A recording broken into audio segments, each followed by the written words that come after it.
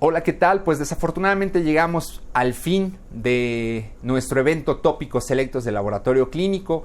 En esta ocasión pues cerramos con broche de oro este evento con la participación del maestro Víctor Baltazar, un gran experto en el área de gestión de la calidad de los laboratorios clínicos y un gran experto en el área de lo que es la acreditación de laboratorios clínicos. Él nos estará presentando el tema de gráficos de Levy-Jennings. Espero que toda esta información que el maestro Víctor va a estar compartiendo con nosotros sea de gran utilidad para cada uno de ustedes. Estoy completamente seguro que es información muy valiosa y útil para cada uno de nosotros que trabajamos dentro del laboratorio clínico. Y pues nuevamente quisiera invitarlos a participar en el portal EduLab para que puedan tener acceso a su constancia de participación de este evento y de los diferentes minicursos que compartimos mes a mes dentro del portal EduLab. Recuerden que el enlace para obtener más información referente a este evento se encuentra en la descripción del video. Y nuevamente les invito a que participen en nuestra tercera generación del Diplomado de Patología Clínica por Laboratorio, impartida por diferentes expertos de las distintas áreas del laboratorio clínico.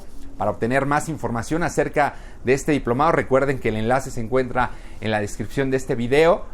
Les agradezco muchísimo el acompañarnos en este evento llamado Tópicos Selectos del Laboratorio Clínico. De verdad que para un servidor y para todo nuestro equipo ha sido un placer poder contar con la participación de cada uno de ustedes. Les mandamos un enorme abrazo en donde quiera que se encuentren. Cuídense mucho y vamos a estar atentos para cualquier comentario que ustedes tengan referente a este evento y a cualquier duda que les surja de los diferentes eventos que hemos estado compartiendo con ustedes. Nuevamente les agradezco mucho, les mando un enorme abrazo nuevamente y nos vemos en un siguiente evento organizado por EduLab. Hasta pronto. Muy bien, pues vamos a pasar a los gráficos de Levy-Jennings. Estos gráficos, como saben, los vamos a elaborar primero recolectando datos. ¿Datos de qué? Pues del análisis de los materiales de control.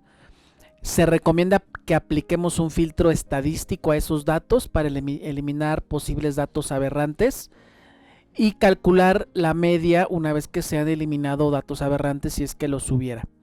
Después vamos a calcular la desviación estándar y con esto vamos a crear la gráfica de Levy-Jennings o nuestra gráfica de control, y ya en el día a día pues vamos evaluando los datos del control que estamos obteniendo. Mira, aquí quisiera compartirte que la recolección de datos inicial pues es cuando estrenamos un lote de control, ¿verdad?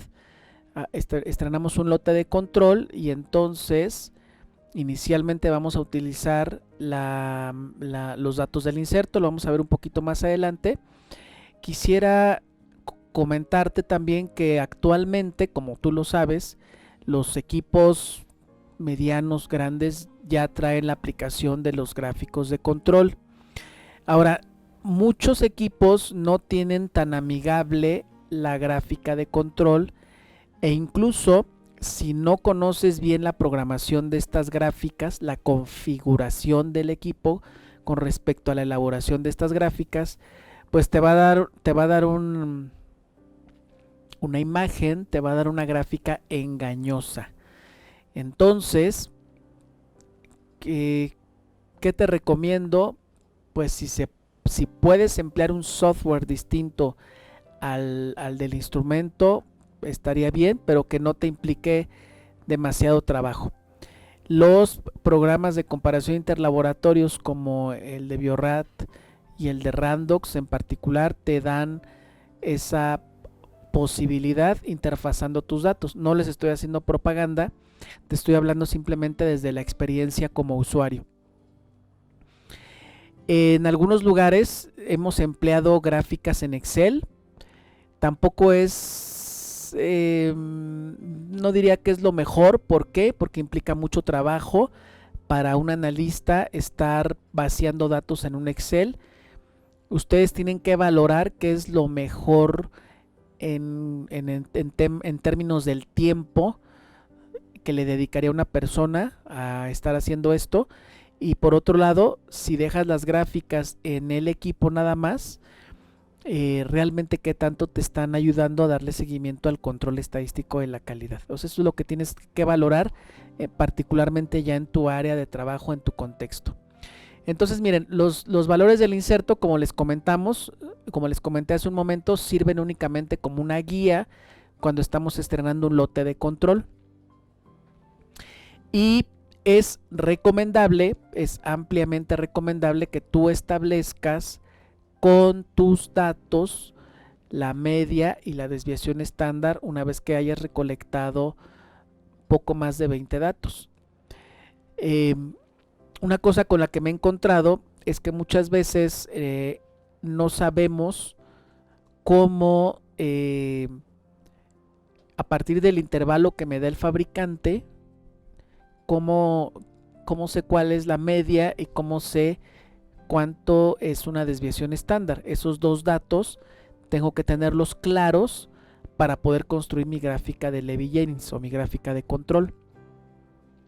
Entonces, a menos de que el inserto diga lo contrario, el intervalo que me da el inserto para los materiales de control generalmente corresponde a 2 desviaciones estándar, a menos de que el inserto diga otra cosa. Entonces, como te comentaba, cuando tenemos el inserto, debemos de considerar que el intervalo que nos da el fabricante está a más o menos 2 desviaciones estándar. Entonces, por ejemplo, si tuvieras un intervalo de 90 a 110, así te lo da el inserto, entonces la media sería 100 miligramos por decilitro. Entonces, de 100 a 110 hay 2 desviaciones estándar. De 100 a 90 hay 2 desviaciones estándar. Entonces, tienes que calcular a cuánto equivale una desviación estándar. ¿Listo? Entonces, de 100 a 110, 105 corresponderá a una desviación estándar hacia arriba y hacia abajo serán 95. Entonces, tienes que ver en los insertos esos intervalos y hacer los cálculos correspondientes para ubicar la media que vas a emplear para construir tu gráfica inicialmente y hacer el cálculo para conocer la magnitud de una desviación estándar para que puedas construir una desviación, 2 desviaciones y 3 desviaciones. De todas maneras, ya el inserto o el intervalo que te da esos extremos corresponden a más 2 desviaciones en relación a la media y a menos 2 desviaciones en relación a la media. Como comentábamos hace un momento, es recomendable que establezcas o que hagas un filtro estadístico para eliminar posibles datos aberrantes. Y ahí tienes la definición en pantalla. Es una observación o un dato que es numéricamente distante del valor del conjunto de datos. Ahora, numéricamente distante diría yo, estadísticamente significativa esa distancia. Ahí en la imagen pues ves un valor aberrante que es a todas luces totalmente diferente del grupo de datos, ¿no? Ahí tienes 300 en relación a el resto de los valores, cuyo mínimo valor es 69 y el más alto valor es 73. Entonces el 300 representaría un valor aberrante. Entonces este filtro nos va a permitir justamente eliminar estos valores. Ahora, ¿cómo es el filtro de Dickson? Tú tienes un conjunto de datos. Voy a señalarlo aquí en la presentación. Y estos datos los vamos a ordenar de menor a mayor. ¿Esos datos de dónde salen? Del control de calidad, del control estadístico de la calidad. Tú durante 25 días, por ejemplo, procesas los controles. 25 días, vamos a decir, continuos, o tienes 25 datos de 25 días diferentes, porque a lo mejor el domingo no trabajas, ¿no? Recolectas esos datos, te vas a un Excel, los ordenas de menor a mayor. El primer valor, como ves en pantalla, que es el número 10, lo vamos a bautizar, lo vamos a identificar como X1. El segundo valor será X2. Y si te vas al extremo, es decir, al valor más grande, ese valor representa X3. xn. Y el penúltimo, pues será xn-1. Entonces, ¿cómo se aplica el filtro de Dickson? Bueno, ahí tienen las reglas que ahorita les voy a tratar de ilustrar acá. Lo primero que tenemos que hacer en el extremo superior y en el extremo inferior, en ese par de valores, vamos a restarle a x2, x1. En pantalla ustedes ven 11 menos 10. Y abajo vamos a restarle al último valor el penúltimo valor. O sea, xn le vamos a restar xn-1. El último valor en el ejemplo que ven en pantalla es 72 y el penúltimo valor es 49. Es una resta entre ese par de valores, tanto en los valores más pequeños como en los valores más grandes. Hacemos una resta y obtenemos un resultado. Ahora, ¿qué dice la regla de este filtro? Bueno, vas a restar al último valor, le vas a restar el primer valor. ¿Cuál es el último valor? 72. ¿Cuál es el primer valor? 10. Haces esa resta y a lo que resulte lo divides entre 3 y te da un valor. Hasta ahí solamente hemos hecho restas y una división. Entonces, me regreso a esta pantalla. Si tú ves en esto es lo que te estoy diciendo que hagamos. Al último valor le restamos el primer valor y lo dividimos entre 3. Entonces, ¿qué vamos a hacer? Lo que vamos a comparar es el resultado de la resta de 11 menos 10, y si ese valor es menor que 20, entonces decimos que 10 no es aberrante. Por otro lado, vamos a comparar el resultado de 72 menos 49, que es 23, y lo comparamos con 20.6. Si ese valor, en este caso 23, es mayor que 20.6, entonces el 72 es aberrante. ¿Listo? Entonces miren, del lado derecho de su pantalla ven en color rojo que dice menor y mayor. Cuando dice menor se refiere al valor más pequeño, y donde dice mayor se refiere al valor más grande. ¿Qué estamos haciendo? Vamos a ubicarnos, ubiquen su mirada, su atención en donde dice menor.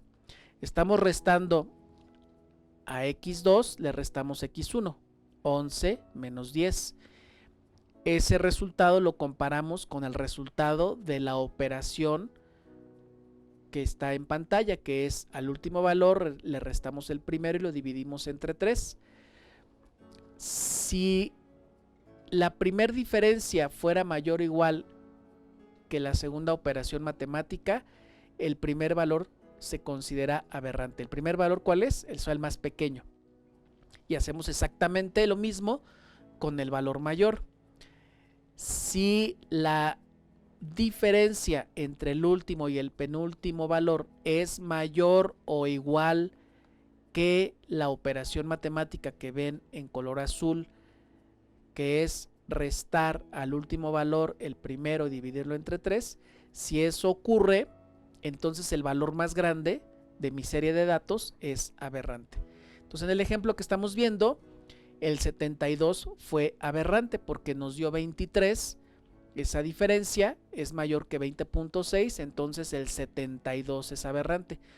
Esto que vemos en esta diapositiva está explicado acá en esta diapositiva. Solo que cuando vemos estas reglitas, ahí donde dice Dickson, pues ya hay como que vemos letras y vemos X y vemos subíndices, y entonces nos acordamos de matemáticas y nos acordamos de ecuaciones o diferenciales o integrales, y ya la mente se cierra y dices no, esto está muy difícil. No está difícil, es solamente restas y una comparación.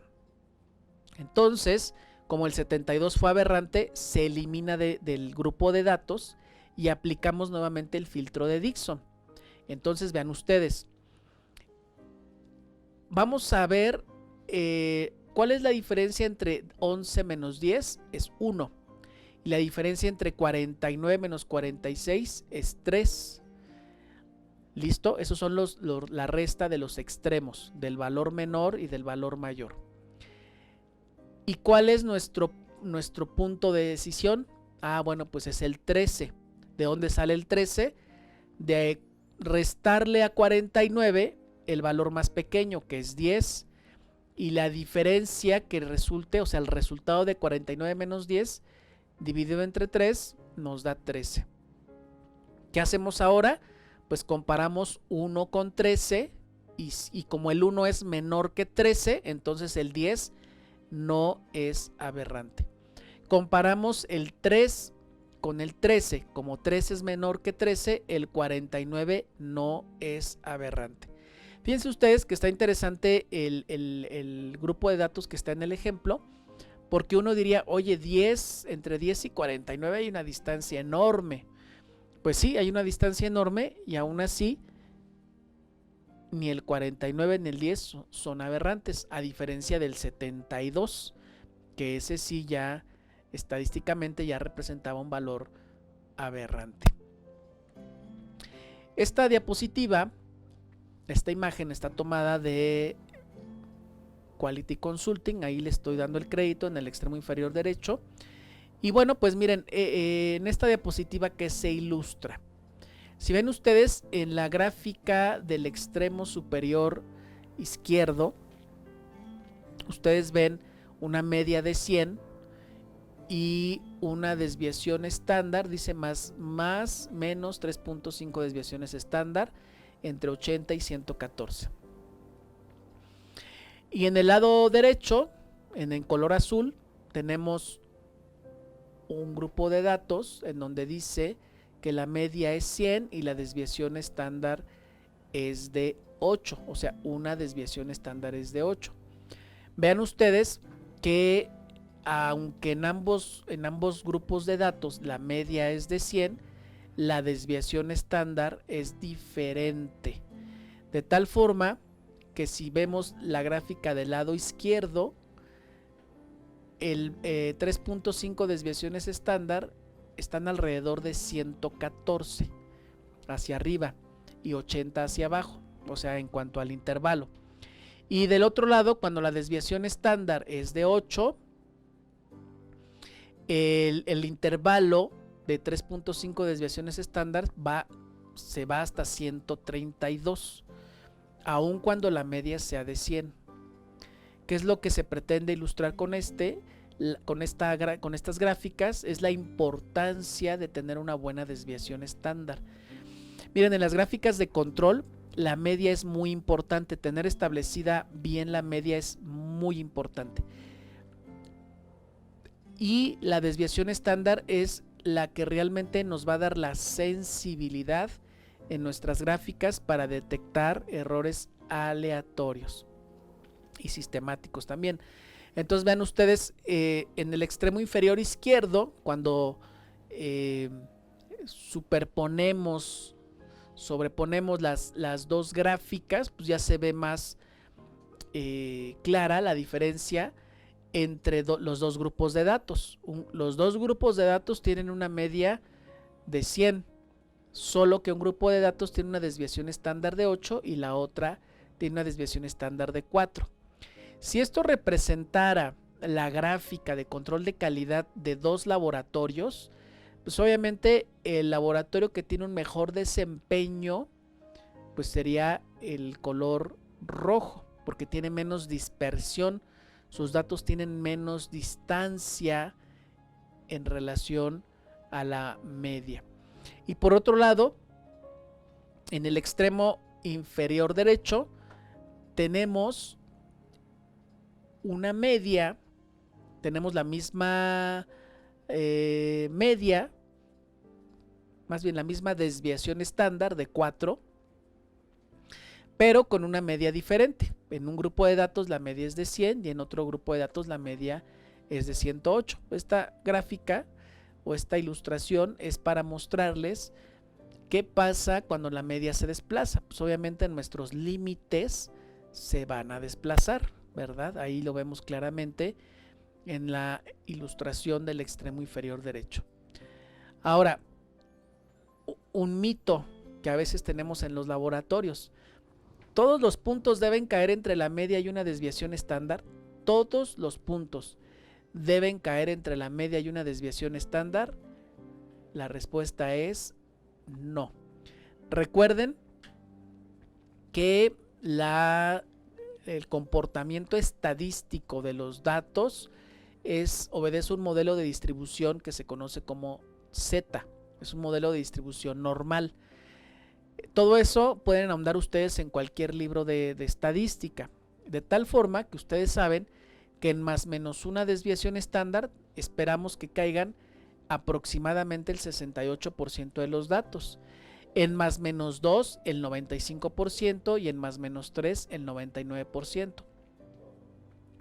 Entonces, es normal que yo tenga valores arriba de una desviación estándar, pero por debajo de 2, sí, es normal y es estadísticamente probable y aceptable. Es normal que tenga algún punto arriba de 2 desviaciones estándar, sí, es estadísticamente probable y es aceptable. Es normal que tenga algún punto arriba de 3 desviaciones estándar, pues sí pasa, pero ya en ese momento constituye un error aleatorio significativo y que no debemos aceptar la corrida. A ver, voy a retomar entonces nuevamente esto. Hay laboratorios que dicen que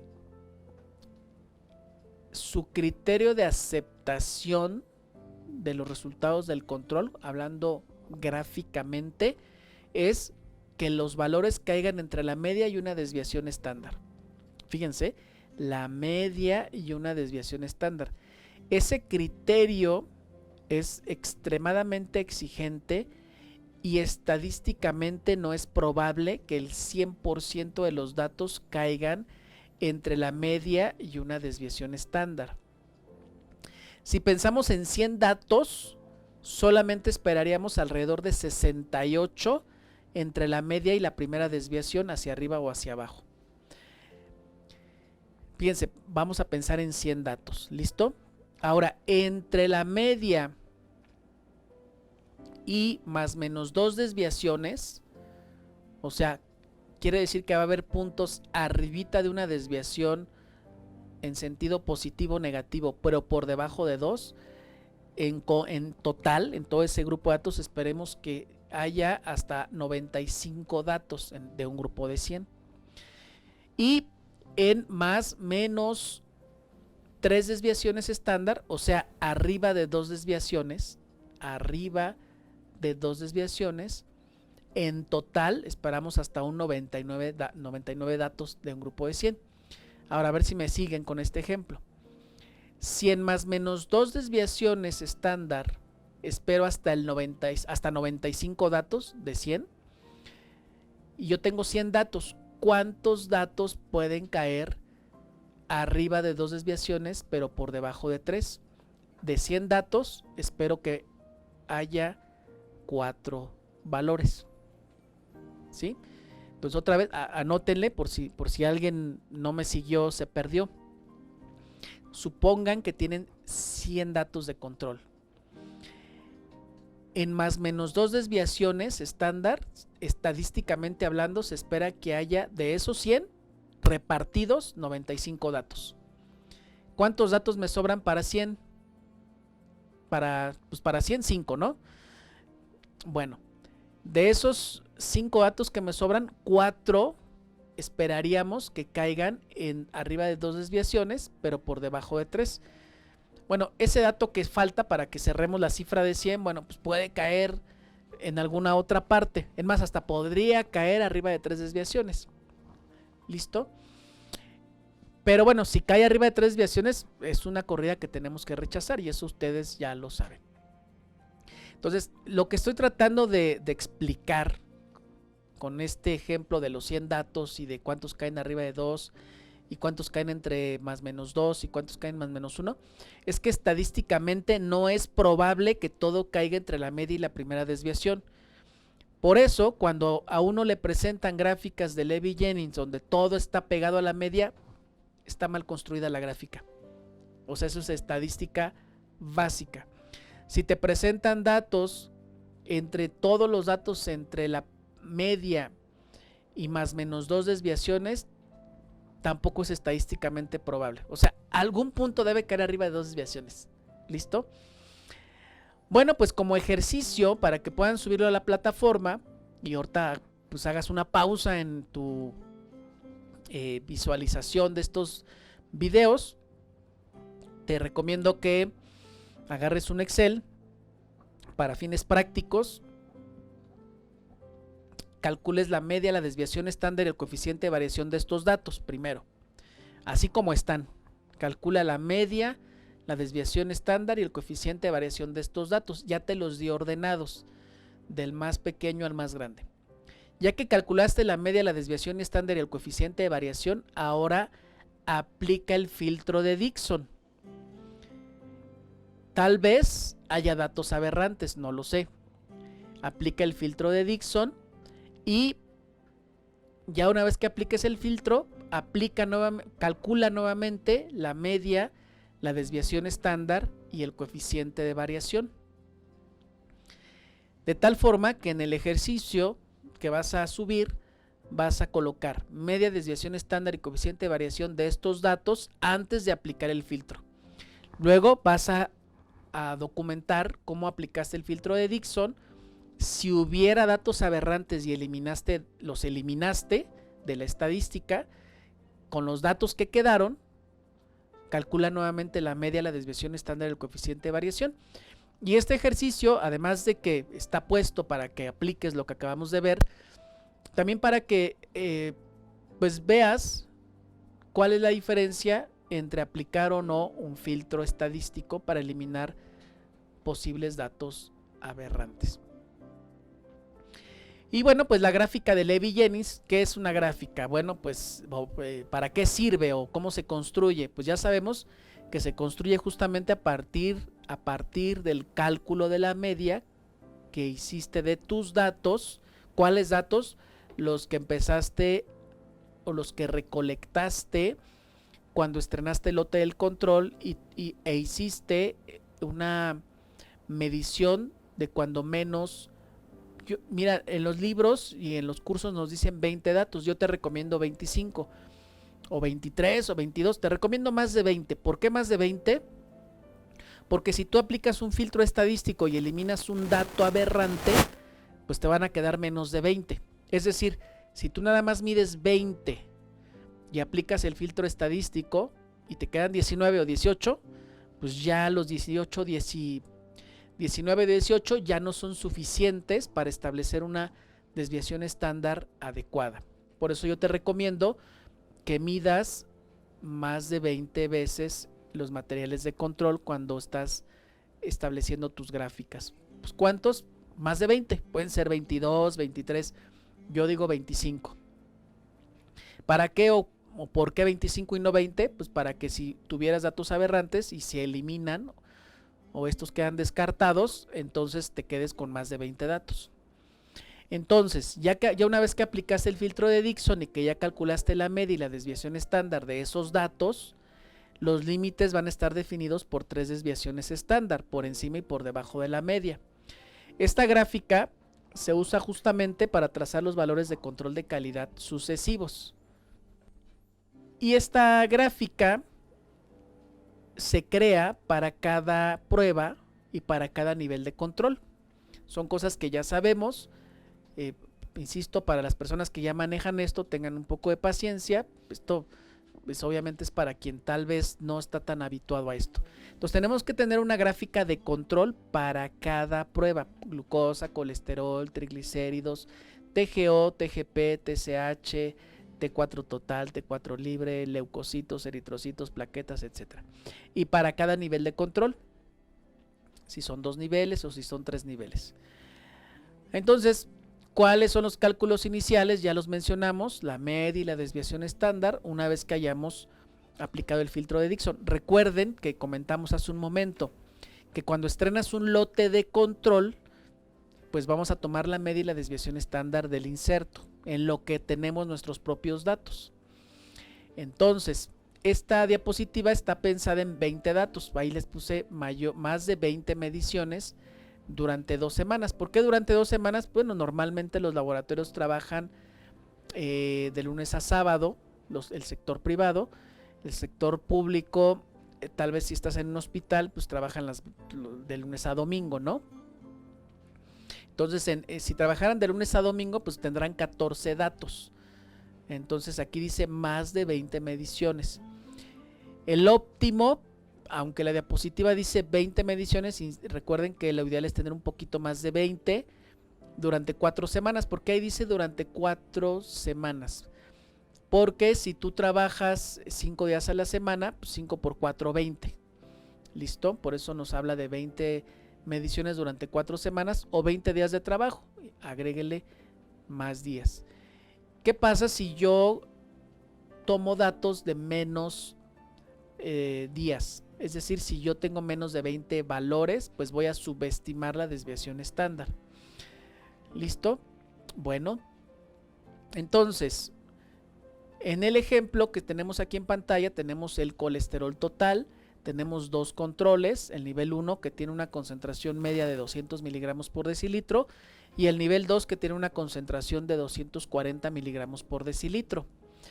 Estos materiales fueron analizados una vez al día durante 20 días y a partir de esto se calcularon las medias y las respectivas desviaciones estándar para poder elaborar nuestro gráfico de control.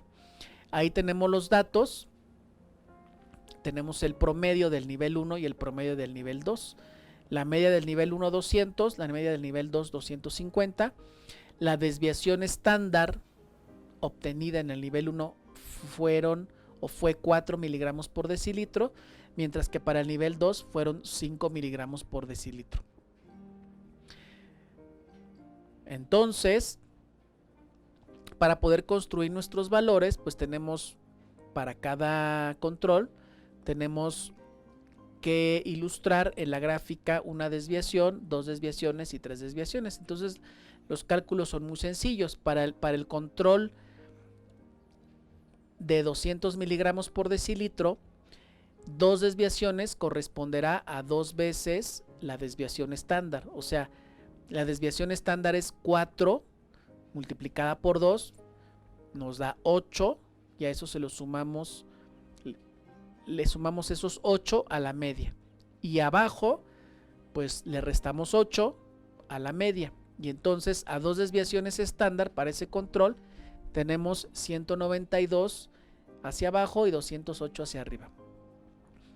¿A qué concentración equivale a 3 desviaciones estándar? Pues la desviación estándar obtenida, voy a regresarme aquí, dice ahí 4 miligramos por decilitro, la multiplico por 3 y el valor se lo sumo a 200. Entonces 4 por 3, 12, más 200, 212. Ese valor corresponde a 3 desviaciones estándar y a 200 le resto 12 y tenemos 188. Esto mismo lo hacemos para el control cuya media es de 200 miligramos por decilitro. ¿De cuánto fue la desviación estándar para este control? 5 miligramos por decilitro multiplicado por 2 nos da 10. Entonces a 250 le sumamos 10, tenemos 260. A 250 le restamos 5, tenemos 240.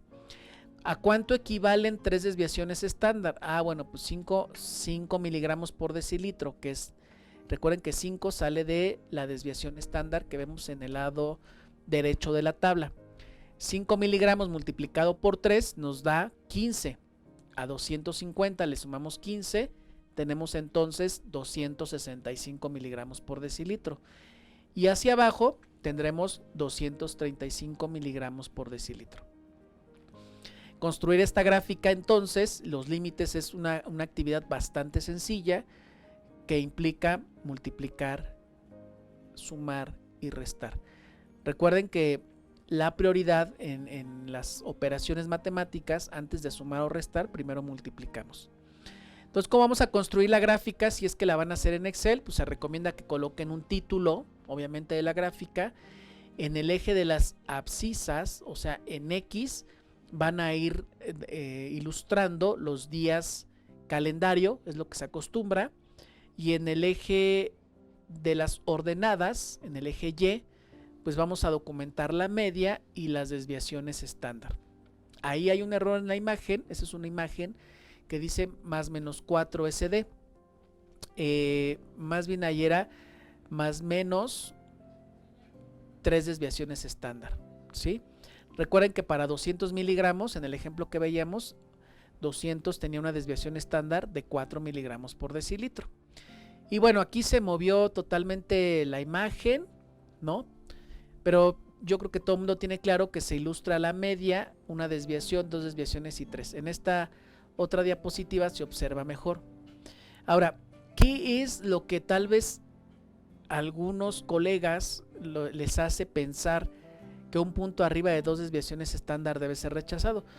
Pues tal vez este código de colores que habitualmente empleamos en las gráficas. En el color verde tenemos más menos una desviación sin problema.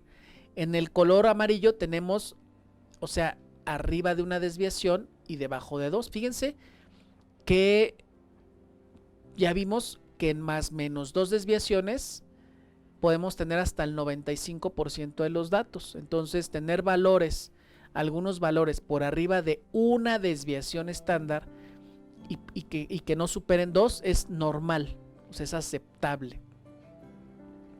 Ahora, arriba de 2 desviaciones estándar, que es donde se ve la zona roja, tal vez el color rojo lo asociamos a rechazo. Y entonces, de una manera inadecuada, hay colegas que cuando tienen un punto arriba de 2 desviaciones estándar rechazan la corrida. Eso no es adecuado. Un punto arriba de 2 desviaciones estándar es aceptable estadísticamente y en las reglas de control popularizadas por el Dr. Westgar, 1-2S es una regla de alerta, nunca ha sido una regla de rechazo. Yo creo que tal vez algunos colegas se crearon la idea de rechazar valores arriba de 2 desviaciones por el color rojo que en muchos lugares aparecen, pero no es para rechazar. Espero que eso quede claro y vamos adelante. Ahora vamos a hacer una revisión de las reglas de control. Digamos que el nombre correcto sería reglas de control. Popularmente, ordinariamente, le llamamos reglas de Westgar. ¿Por qué reglas de Westgar? Pues porque el doctor Westgar popularizó estas reglas en el laboratorio clínico. Entonces ya el doctor Westgar ya está inmortalizado, ¿verdad? En el ámbito. Pero bueno, no es que sean de él. Esas reglas de control se han empleado en la industria desde hace muchísimos años. Nada más que él las popularizó en el laboratorio clínico. Entonces, las reglas de Westgar son herramientas analíticas para el control de calidad que nos van a permitir aceptar o rechazar las corridas analíticas mediante un sistema multirreglas para determinar si el proceso está bajo control o no. El esquema multirreglas es un esquema tradicional que se han empleado en muchos laboratorios clínicos. Aquí, bueno, antes de pasar a la siguiente diapositiva, quisiera comentarles esto. En la práctica, en el campo de trabajo, he visto que hay laboratorios que no tienen ni siquiera un esquema multirreglas. Su manera de aceptar o rechazar la corrida es simplemente que el valor obtenido del control caiga dentro de lo que viene en el inserto del control. Esa práctica es totalmente inapropiada. Tenemos que graficar. ¿Por qué? Porque podemos tener situaciones en las que, a pesar de que el valor esté dentro del intervalo del fabricante, no debemos aceptar la corrida, porque las reglas de control me estarían indicando un error sistemático o un error aleatorio en algún caso. Otro punto es que cuando tú utilizas la desviación estándar del fabricante, esa desviación estándar es muy amplia y entonces pierde sensibilidad del sistema para detectar errores. Dicho de otra forma, todo entra en ese intervalo. O sea, cualquier valor del control cae en ese intervalo porque está muy grande. Por eso muchas gráficas se ven planas, o sea, todos los puntos quedan ahí pegados en la media. ¿Por qué? Pues porque la desviación estándar está muy grande. Por eso les decía hace un momento que cuando presentan gráficas de control en donde la desviación, o sea, donde todos los puntos están en más menos una desviación, es que la desviación estándar es muy amplia. Entonces no nos sirve la gráfica para nada. El mejor escenario, o sea, el escenario menos malo, cuando un laboratorio hace algo más que ver si los controles caen dentro de un intervalo proporcionado por el fabricante, es establecer un esquema multirreglas, ¿no? Entonces, miren, las reglas de control, ustedes observarán que se ilustran, como ven en el extremo izquierdo de su pantalla, hay una letra A y una letra L. La letra A representa el número de valores que asociados al incumplimiento de la regla. Por ejemplo, en la primera regla, que es 1, 2S, el 1 representa un valor, o sea, un valor del control. Si vemos la regla 4, 1S, el 4 representa 4 valores del control, o sea, 4 resultados del control. Y la L, pues es el subíndice, o es lo que ilustra el número de desviaciones estándar asociados a esos puntos. Ahorita los vamos a ver en las siguientes diapositivas. Entonces, lo ideal es que tengamos reglas de control cuando digamos que lo más básico que podemos hacer es tener reglas de control que nos permitan detectar errores aleatorios y sistemáticos. Y este es el esquema tradicional de reglas de Westgard. En el extremo superior izquierdo vemos que dice datos de control. O sea, ¿qué quiere decir eso? Que el químico metió los controles y ya obtuvo resultados. ¿Qué controles? Pues el normal y el patológico, o el alto, el normal y el bajo, por ejemplo en hematología. Entonces, lo primero que tiene que preguntarse el químico en este algoritmo es: ¿tengo un punto arriba de 2 desviaciones estándar? Si dice que no, entonces puedo liberar resultados. Si yo tengo un punto arriba de 2 desviaciones estándar, que no es una regla de rechazo, abajo ¿qué dice? Ah, bueno, revisa si tienes un punto arriba de 3 desviaciones estándar. Aquí se los voy a señalar con el mouse. O sea, revisa si tienes un punto arriba de 3 desviaciones estándar. Aquí está. Si sí lo tienes, rechaza la corrida. Si no lo tienes, ahora revisa si tienes 2 puntos. Vean, 2S. 2 representa 2 valores de control. 2S quiere decir 2 desviaciones estándar. Entonces, ¿qué dice la regla? Revisa si tienes 2 puntos consecutivos del mismo lado de la media arriba de 2 desviaciones estándar. Y vean el cuadrito abajo, dice que esto aplica intracorrida o 2 valores consecutivos fuera de las mismas 2 desviaciones estándar. Si eso ocurre, tengo que rechazar la corrida. Si no ocurre, ahora tengo que revisar si estoy incumpliendo la regla R4S. Esa regla aplica solamente dentro de la misma corrida y vamos a ver más en otra diapositiva cómo se incumple. Si no incumplo la R4S, entonces me voy a revisar si tengo un incumplimiento a la 4.1S. Si no la incumplo, reviso si tengo un incumplimiento a la 10X. Y si no la incumplo, entonces puedo liberar la corrida. Entonces, hacer esto manualmente, o sea, revisar gráfica por gráfica, representa mucho tiempo para un químico o para un analista, vamos a decir químico técnico. ¿Qué es lo que se recomienda? Pues si tienes tu equipo de medición, si tienes tu equipo que te permite activar estas reglas de control, pues hay que activarlas para que cuando se incumpla la regla, el equipo te mande una alerta y entonces pares la corrida. O sea, eso sería lo ideal. Si tienes el software, alguno de los programas que les mencioné, pues ahí también activan las reglas de control, y el programa, cuando manda los datos vía interfaz, o peor escenario, los transcribes, pues te va a botar una alerta de que estás violando alguna de estas reglas. El peor escenario, pues, es hacer esto manualmente.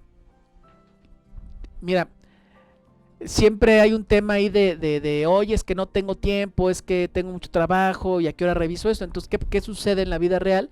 Pues que los químicos meten los controles, como ya les surge sacar los resultados, meten los controles, ven que pasen dentro del intervalo, meten muestras, y en la tarde, ya que están más tranquilos, grafican. Y a la hora de graficar, el problema viene es que si violas una regla, todos esos resultados deben ser rechazados, los resultados de los pacientes. Ya lo vimos al inicio del módulo, lo que pide la norma 15189. ¿Qué pasa? O sea, ¿qué sería lo ideal? Para mí es mejor que el químico le dedique tiempo, si es que tiene esto en Excel, en evaluar esto. Claro que la práctica hace al maestro, o sea, no es imposible, pero debemos estar conscientes de que esto implica tiempo. Vamos a revisar las reglas. Entonces ya vimos que 1,2S es una regla de advertencia, no es una regla de rechazo, y solamente tienes un valor arriba de 2 desviaciones estándar, solo uno, no 2, solo uno de los 2 niveles o uno de los 3 niveles. ¿Listo? 1,3S, la 1,3S es un valor arriba de 3 desviaciones estándar, rechazamos la corrida, ya lo vimos hace un momento. La 2,2S, ahora sí, la 2,2S quiere decir 2 resultados del control arriba de 2 desviaciones estándar del mismo lado de la media. Entonces, en la parte superior se ilustran 2 niveles de control. El que está en verde dice nivel 1 y en morado nivel 2. Los 2 valores cayeron por abajo de 2 desviaciones estándar. Otra vez, los 2 valores están por debajo superan 2 desviaciones estándar hacia abajo. Como los dos superan 2 desviaciones estándar del mismo lado, en la misma dirección, se viola la regla 2,2S. El primer 2 significa 2 valores, 2S arriba de 2 desviaciones estándar. Puede aplicar entonces entre niveles o dentro del mismo nivel. Entonces, en la corrida del día 4, en la gráfica inferior, ustedes observan que tenemos un valor arriba de 2 desviaciones, y en la corrida del día 5 tenemos otro valor arriba de 2 desviaciones. Ahí ya cayeron 2 puntos arriba de 2 desviaciones estándar del mismo lado de la media. Se está violando la regla 2,2S, y eso implica o nos tiene que hacer pensar en un error sistemático, y ya vimos en alguna diapositiva anterior qué debemos de buscar en caso de posibles errores sistemáticos. Luego tenemos la regla R4S. La letra R es por el término en inglés rango, que en teoría en español no lo deberíamos de emplear en este contexto. Durante muchos años decían el rango solo es para los militares. Parece que hace algunos años ya fue aceptado por la Real Academia Española. Entonces la R es por la palabra en inglés que denominada rango. Entonces ese rango o ese intervalo, dice esta regla, que supera 4 desviaciones estándar. La R, rango, 4S, 4 desviaciones estándar.